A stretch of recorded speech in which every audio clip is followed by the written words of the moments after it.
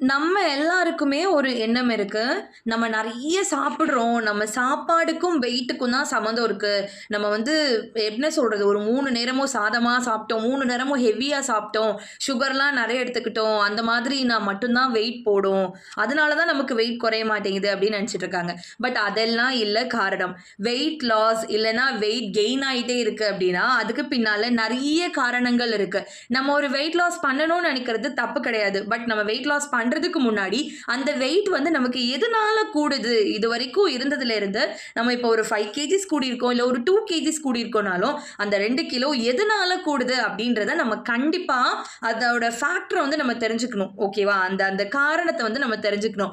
தெரிஞ்சுக்கிட்டு, அந்த காரணத்த வந்து நம்ம கரெக்ட் பண்ணும்போது தான் நம்மளோட வெயிட் லாஸ்ன்றது ஆரம்பிக்கும். வெயிட் கெயின் அப்படின்றது ஸ்டாப் ஆகுமே தவிர, நம்ம சாப்பாட வந்து குறைச்சிட்டே போறதுனாலயோ, இல்ல சாப்பாடு தான் காரணம்னு நினைக்கிறதுனாலோ வந்து கரெக்ட்டும் கிடையாது. அதுல எந்த ஒரு யூஸும் கிடையாது.